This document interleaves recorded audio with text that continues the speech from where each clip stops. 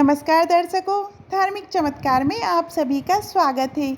आज हम आप सभी को महाराष्ट्र के महान भक्त नामदेव जी की कहानी सुनाने वाले हैं, जिनके साथ विट्ठल जी रोज खेलते थे।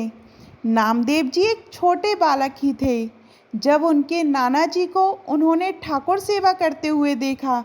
जब भी नामदेव जी के नाना अपने ठाकुर जी की सेवा करते तो नामदेव जी उन्हें ध्यानपूर्वक देखते रहते। भय आकर फिर किसी पत्थर की वैसे ही सेवा करके सुख प्राप्त करते। नामदेव जी ने अपने नाना से हट करते हुए कहा कि अपने ठाकुर जी की सेवा मुझे दे दीजिए, मैं वैसी ही सेवा सीख गया हूँ जैसे आप करते हैं। उनके नाना कहते, जब आप बड़े हो जाएंगे तो मैं आपको सेवा दे दूँगा। एक बार नाना जी को कुछ दिन के लिए बाहर जाना था तो उन्होंने ठाकुर सेवा नामदेव जी को दे दी। उन्होंने नामदेव जी से कहा, पहले ठाकुर जी को दूध पिलाना और भोग लगाना, उसके बाद ही खुद खाना खाना। नामदेव जी के हर्ष का ठिकाना ना रहा। नामदेव जी ने ठाकुर जी के लिए मेहनत करके बहुत स्वादिष्ट दूध बनाया और ठाकुर जी के सामने रखा। नामदेव जी का प्रयास देखकर ठाकुर जी मुस्कुरा दिए। ये देखकर नामदेव जी भी बहुत खुश हो गए। आज तक नाना जी को भी ये मुस्कुराहट नहीं मिली थी। नामदेव जी सोचते रहे कि शायद मैं सामने खड़ा हूँ इसलिए ठाकुर जी दूध नहीं पी रहे। इसलिए उन्होंने फिर पर्दा हटाकर देखा तो अभी भी ठाकुर जी ने दूध नहीं पिया था। वो विकल थे कि अगर ठाकुर जी ने दूध नहीं पिया तो नाना जी मेरी सेवा बंद कर देंगे। उन्होंने ठाकुर जी से कहा, मैं नया पुजारी हूँ, अगर कोई गलती हुई है तो मुझे बता दीजिए। अगर आपको दूध नहीं पसंद है और कुछ भोग लगाना है तो वो भी बता दीजिए। दूध अभी भी वैसे ही रखा था। सुबह से शाम हो गई, ठाकुर जी ने उस दिन उनका दूध नहीं पिया। अगला दिन हुआ, फिर भोग लगाया। ठाकुर जी ने इस दिन भी दूध नहीं पिया। नामदेव जी ने दोनों दिन कुछ नहीं खाया। उन्हें ये डर था कि उनकी सेवा उनसे कहीं छीन ना ली जाए। तीसरा दिन हुआ, उन्हें नींद नहीं आई। उन्होंने दूध बनाया और इस बार दृढ़ता के साथ ठाकुर जी के पास एक छुरी लेकर गए और बोले, ठाकुर जी दूध पियो, नहीं तो मैं अपना गला काट लूँगा। उन्होंने खुद पर छुरी से प्रहार किया। ठाकुर जी ये सब देख नहीं पाए और उनके सामने आ गए और नामदेव जी का हाथ पकड़ लिया। ठाकुर जी ने कटोरा उठाया और दूध पीने लग गए। नामदेव जी ने कटोरा पकड़ लिया और बोला, पूरा नहीं पीना है, मैंने भी 3 दिन से कुछ नहीं खाया है, मुझे भी प्रसाद दीजिए। नाना जी वापस आए तो उन्होंने उन्हें बताया कि ठाकुर जी ने पहले 2 दिन तो दूध नहीं पिया, लेकिन तीसरे दिन उन्होंने अच्छे से दूध पी लिया। नाना जी ने सोचा, दूध पिया, सचमुच सचमुच दूध पिया? उन्होंने कहा, मैं देखना चाहता हूँ। नामदेव जी, नाना जी और छुरी दोनों लेकर ठाकुर जी के पास गए और बोले, ठाकुर जी दूध पियो, मुझे झूठा साबित मत करना। ठाकुर जी आए और उन्होंने दूध पिया। नामदेव जी की कृपा से उनके नाना जी को भी भगवान का साक्षात्कार हो गया। भगवान भक्तों के भोलेपन पर आसानी से रीझ जाते हैं। नामदेव जी गोरा कुम्हार जी के यहाँ बैठे हुए थे। बड़े बड़े महापुरुष भी वहाँ थे। मुक्ताबाई भी वहाँ आई थी। उन्होंने गोरा जी से कहा, काका इन मटकियों में कौन सी मटकी कच्ची है? मैं अभी बताती हूँ। बड़े बड़े संत वहाँ बैठे थे, सब मुस्कुरा दिए। उन्होंने नामदेव जी के सर पर मारा, जैसे एक कुम्हार मटकी को ठोक कर देखता है कि वो कच्ची है या पक्की। तो उन्होंने कहा, हटिए, ये क्या कर रही हैं आप? मुक्ताबाई जी ने कहा, काका ये मटकी कच्ची है, बोल जो पड़ी। सब संतों ने हंसकर कह दिया कि हाँ, सच में कच्ची है। नामदेव जी ने सोचा कि ठाकुर जी का दर्शन और साक्षात्कार ही एकमात्र सत्य है, और ठाकुर जी तो रोज़ मेरे साथ खेलते हैं और खाते हैं, फिर मैं कैसे कच्चा हूँ। वो सीधा भगवान विट्ठल जी के पास गए और कहा कि सबसे बड़ी सिद्ध अवस्था ये है कि भगवान भक्त से बात करें, और आप तो मेरे साथ खेलते हो। फिर उन संतों ने ऐसा क्यों कहा कि मैं कच्चा हूँ? क्या मैं सच में कच्चा हूँ? ठाकुर जी ने भी बोल दिया कि हाँ, आप अभी कच्चे हैं। नामदेव जी ने पूछा, फिर पक्का होना क्या होता है? विट्ठल जी ने कहा, जंगल में एक शंकर जी का मंदिर है, वहाँ एक विसोबा खेचर नाम के संत हैं। आप उनके चरणों में बैठें और वो उपदेश करें तो उनका पालन करिएगा, फिर आप पक्के हो जाएंगे। नामदेव जी भगवान विट्ठल के कहने पर विसोबा खेचर जी के पास गए। विसोबा जी शंकर जी के शिवलिंग पर पैर रखकर आराम से सोए हुए थे। नामदेव जी ने सोचा कि कोई साधारण आस्तिक इंसान भी ऐसा नहीं कर सकता, लेकिन भगवान ने मुझे इनको गुरु बनाने को कहा। बात समझ नहीं आई।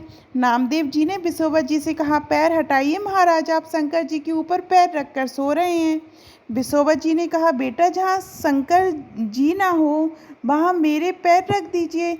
नामदेव जी ने उनके पैर पकड़े और जहाँ जहाँ रखे वहाँ शिवलिंग प्रकट हो गए। नामदेव जी समझ गए कि ये तो कोई सिद्ध पुरुष हैं। नामदेव जी ने विसोबा जी से कहा, प्रभु मैं आपकी महिमा को जान नहीं पाया, आप उपदेश दीजिए। विसोबा जी ने कहा, बेटा बस इतनी बात समझनी है कि कोई ऐसा कर्ण नहीं है जहाँ विट्ठल ना हो, सब जगह विट्ठल, सब में विट्ठल हैं। नामदेव जी ने इस गुरु उपदेश को अपने हृदय में धारण कर लिया। एक दिन नामदेव जी विट्ठल जी के लिए रोटी बना रहे थे। वो रोटी रखकर घी गर्म करने लगे। इतने में एक कुत्ता आया और विट्ठल जी के लिए बनाई हुई रोटी को खाने लगा। नामदेव जी ने कुत्ते से कहा, प्रभु ऐसी रूखी रोटी मत खाओ, मुझे इस पर घी लगा लेने दो पहले। और उस कुत्ते के पीछे दौड़ने लगे। उस कुत्ते से भगवान विट्ठल प्रकट हो गए। विट्ठल जी ने कहा, देखो तुमने मुझे पहचान लिया ना। जब तुम्हें कच्ची मटकी कहा गया था तो तुम मंदिर में मुझसे शिकायत करने आए थे, और आज जब गुरु कृपा हो गई है और आप पक्की हो गए तो आपने कुत्ते में भी मुझे ढूंढ लिया। एक दिन नामदेव जी ने भगवान विट्ठल जी से कहा कि प्रभु अब आप कितने भी छुपो, मैं आपको पहचान लूँगा। विट्ठल जी ने कहा, अच्छा ठीक है, देखते हैं।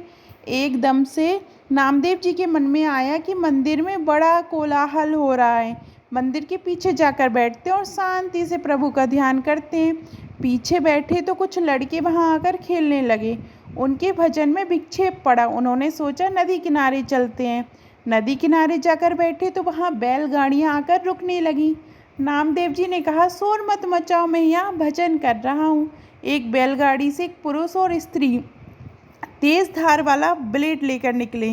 वो आपस में बात करने लगे कि बड़ी भूख लगी है, आज कोई शिकार तो नहीं मिला है, ये आदमी मिला है, इसी को मारकर खा लेते हैं। दोनों नामदेव जी के पीछे भागने लगे। नामदेव जी ने अपनी धोती पकड़ी और भागने लगे। नामदेव जी भागकर विट्ठल जी के मंदिर में पहुँचे और हाँफने लगे। विट्ठल जी ने पूछा, कहाँ से भागते हुए आ रहे हो? नामदेव जी ने कहा, बच गया प्रभु, एक स्त्री और पुरुष मुझे काट कर खाने की कोशिश कर रहे थे। विट्ठल जी ने कहा, पहचान नहीं पाए, मैं ही तो था। नामदेव जी अपनी कीर्तन मंडली के साथ महाराष्ट्र से ब्रज होते हुए दिल्ली पहुँचे। दिल्ली के बादशाह सिकंदर लोदी को पता चला कि एक हिंदू कीर्तन मंडली में नामदेव नाम के एक चमत्कारी संत आ रहे हैं। उन्होंने हिंदू संतों की परीक्षा लेने के लिए पूरी मंडली को वहां बुलाया। बादशाह ने नामदेव जी से कहा, अगर आप साहब भगवान से मिल चुके हैं तो हमें कोई चमत्कार दिखाइए। नामदेव जी ने कहा, मुझ में तो कोई सिद्धि नहीं है, मैं बस नाम कीर्तन करता हूँ और संतों के साथ रहता हूँ, मुझ में कोई चमत्कार नहीं है। बादशाह ने उनकी दैन्यता को अपना अपमान समझा।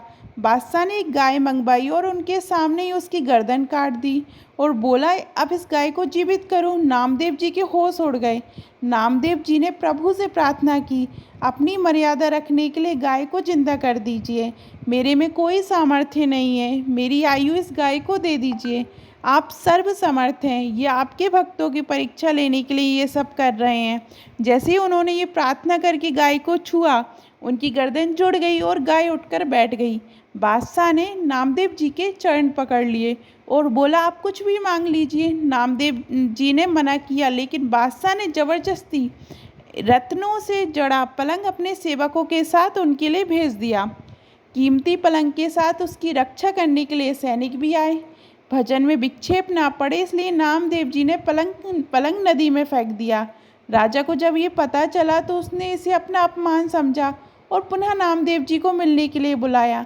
नामदेव जी ने उन्हें कहा, वो पलंग मेरे भजन में बाधा पहुंचा रहा था, इसलिए मैंने फेंक दिया। राजा ने कहा, मुझे वैसे ही पलंग की आवश्यकता है, अगर आपने पलंग नदी में ना फेंका होता तो मैं उसकी नाप लेकर नया पलंग बनवा सकता था। नामदेव जी समझ गए कि एक और परीक्षा आ गई है। नामदेव जी राजा को नदी के पास लेकर गए और नदी में उसी पलंग जैसी 20 पलंग निकालकर उसके सामने रख दी। नामदेव जी ने कहा, हमारे प्रभु की सृष्टि में किसी चीज़ की कोई कमी नहीं है। बादशाह समझ गया कि इन हिंदू भक्तों में कुछ विशेष चमत्कार जरूर है। नामदेव जी एक दिन ठाकुर जी के दर्शन करने गए। उन्होंने सोचा मंदिर में बहुत भीड़ है और पादुका बहुत मुश्किल से मिली है। वह दयनीय और गरीब थे। उन्होंने एक कपड़े में पादुका को लपेटकर अपनी कमर पर बांध लिया। भगवान के भक्त, उनको बादशाह से कुछ नहीं चाहिए था, लेकिन वो अपनी पादुका से आसक्त हो गए। महापुरुषों की लीला ठाकुर जी ही जाने। वो प्रभु के सामने जाकर नाचने लगे। उनकी कमर पर टंगी पादुका की गांठ खुल गई और पादुका जमीन पर गिर गई। ये देखकर ठाकुर जी के पुजारियों ने उन्हें बाहर जाने के लिए बोला, लेकिन वो तो भाव में खोए हुए थे, तो उन्होंने सुना ही नहीं। इस पर पुजारियों ने उन्हें 5 से 7 थप्पड़ मारे और मंदिर से बाहर निकाल दिया। उन्हें यह भी कह दिया कि आज के बाद यहाँ दर्शन करने मत आना। नामदेव जी ने ठाकुर जी से कहा, अब मैं तुम्हारे सामने बैठूंगा ही नहीं, मैं मंदिर के पीछे जाकर शांति से कीर्तन करूंगा। मंदिर के पीछे जाकर उन्होंने ठाकुर जी से कहा, आपने मुझे पिटवा दिया, इसका मुझे कोई गुस्सा नहीं है, पर ऐसा क्यों किया? मैं आगे से दर्शन करने ही ना जा पाऊँ। वो अंदर से दुखी थे। उन्होंने फिर कहा, अब मुझे मंदिर के पीछे से भी मत हटवा देना, मैं तुम्हारे सामने नहीं आऊँगा। उसी समय कबीरदास जी वहाँ आए और बोले, भगवान के यहाँ हम जैसे गरीबों की कदर नहीं रही। अब ठाकुर जी बदल गए हैं, चलो यहाँ से चलते हैं। भगवान डर गए और उनके सामने प्रकट हो गए और बोला, मुझे छोड़कर आप दोनों मत जाओ। ये कहकर भगवान ने मंदिर घुमा दिया। पीछे वाला द्वार आगे की तरफ हो गया और आगे वाला द्वार पीछे की ओर चला गया। एक बार नामदेव जी एकांत में भजन कर रहे थे। उनके घर में आग लग गई। ये सूचना उन्हें देने के लिए कुछ लोग वहां आए। लोगों ने उनकी सहायता करने के लिए जो सामान बच सकता था उसे बाहर निकाल के रख दिया। जब वह घर पहुंचे तो उन्होंने सोचा कि आग में भी तो मेरे प्रभु ही हैं। उन्होंने पड़ोसियों से कहा कि हमारे प्रभु पधारे हैं और आप उनका भोग छीन रहे हैं। ये कहकर उन्होंने बाकी बचाया गया सामान भी आग में फेंक दिया। लोगों ने सोचा कि अब कोई इनकी मदद नहीं करेगा, इनको ठंड में रात में बाहर ही रहने दें। हमने कितनी मुश्किल से आग में झुलस कर वह सामान बचाया था और इन्होंने उसे वापस आग में डाल दिया। उन्हें क्या पता है कि प्रभु जिसके प्रीतम है उसके लिए कुछ भी दुर्लभ नहीं है। वह निश्चित होकर उसी राख की ताप में लेट गए। प्रभु ने नामदेव जी के लिए एक नई कुटिया बना दी।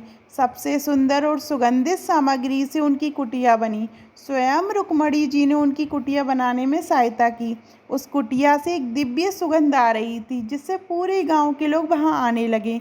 गांव वाले नामदेव जी से पूछने लगे कि कितने रुपए लगे ऐसी कुटिया बनाने में, हम सब बनवाना चाहेंगे। नामदेव जी ने कहा, ये बहुत महंगी है, अपने अपने घर से बाहर निकलकर हर चीज़ को आग लगा दीजिए और अपने जले हुए घर के बाहर बैठकर कीर्तन कीजिए, फिर हमारा मालिक स्वयं आकर मुफ्त में आपकी कुटिया बना देगा। जिससे वैराग्य रूपी अग्नि में अपनी ममता को सोहा कर दिया, जिसने अपना सब कुछ प्रभु के चरणों में समर्पित कर दिया, प्रभु उसकी जिम्मेदारी ले लेते हैं। ये सुनकर गांव वाले पीछे हट गए और सबने नामदेव जी के चरणों में प्रणाम किया। पंढरपुर में एक धनी मानी सेठ अपने कल्याण के लिए तुलाधन का उत्सव किया करते थे। वो पलरे में एक तरफ खुद बैठ जाते थे और दूसरी तरफ सोना चांदी तोलकर संतों में बांट देते थे। एक वैष्णव ने कहा, यदि आपने जीवन में नामदेव जी की सेवा नहीं की तो क्या किया? सेठ ने पहले नौकर को भेजा तो नामदेव जी ने कहा, हमें आवश्यकता नहीं है। फिर सेठ ने अपने मुनीम को भेजा तो नामदेव जी ने कहा, ये दूसरे ब्राह्मणों में बांट दें, हम तो संतुष्ट हैं। फिर जो स्वयं गया और चरणों में प्रणाम किया और दान लेने की प्रार्थना की। नामदेव जी ने कहा कि इन्हें धन का बड़ा अभिमान है, तो उन्होंने पूछा कि हम जितना मांगेंगे उतना दे देंगे। सेठ ने कहा, जी बिल्कुल। नामदेव जी अपने साथ एक तुलसी का पत्ता लेकर गए। उन्होंने तुलसी के पत्ते पर राम का आधा नाम रा लिख दिया। लिख के कहा, मुझे बस इसके वजन का सोना दे दो। एक पलरे में तुलसी का पत्ता जिस पर राम का आधा नाम लिखा हुआ था और दूसरे में सोना। सेठ ने कहा, इसमें कितना सोना ही आएगा, मेरा मजाक उड़ा रहे हो क्या? नामदेव जी ने कहा बस इतना ही चाहिए। सेठ ने कुछ सोना रखा पर पलड़ा नहीं हिला। उसने 5-7 किलो और सोना रखा फिर भी पलड़ा नहीं हिला। अब उसने अपना सारा सोना चांदी और अपने रिश्तेदारों और पड़ोसियों से लेकर सब कुछ रख दिया, पर पलड़ा फिर भी नहीं हिला। नामदेव जी ने कहा चलो इसका धन का अभिमान तो चला गया, लेकिन एक और अभिमान बाकी था। उसे अपने पुण्य और पहले किए गए तुला दानों का बड़ा अभिमान था। नामदेव जी ने कहा तुमने जो भी दान पुण्य तीर्थ आदि किए हों, एक संकल्प लेकर इस पलड़े में दे दो, शायद उठ जाए। कुछ नहीं हुआ, तुलसी जी का पलड़ा हिला भी नहीं। अब तो सेठ नामदेव जी के चरणों में गिर पड़ा और कहा मैं गरीब आपको क्या दे सकता हूँ, आप तो भगवान के नाम के धनी हैं। नामदेव जी यही सुनना चाहते थे। उन्होंने इसी अहंकार को नष्ट करने के लिए ये लीला की थी। नामदेव जी की शिक्षा से उसके हृदय का मल दूर हो गया और उसने दयनीय भाव से प्रभु की भक्ति में अपनी बुद्धि को लगा दिया। एक भक्त का कैसे भी संग हो जाए, उससे जीवन परिवर्तन हो जाता है। जैसे नामदेव जी के हृदय में प्रभु के लिए प्रेम था, उस धनी पुरुष के हृदय में भी वैसे ही प्रेम आ गया।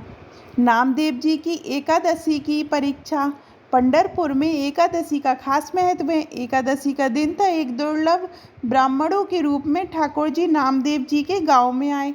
सबने कहा नामदेव जी बहुत भक्त सेवी हैं, आप उनके यहाँ चले जाइए। ब्राह्मण उनके वहाँ पहुँचे और बोले बहुत दिन से भूखा हूँ, मुझे कुछ भोजन दे दीजिए। नामदेव जी ने कहा आज तो एकादशी है, हम तो केवल आपको जल पिला सकते हैं। ब्राह्मण ने कहा मैं भूख से मर रहा हूँ, मुझे भोजन चाहिए। नामदेव जी बार बार मना कर रहे थे। ब्राह्मण कह रहे थे तुम्हें हत्या का पाप लगेगा। सब नामदेव जी को समझाने लगे कि ब्राह्मण को अन्न दे दो।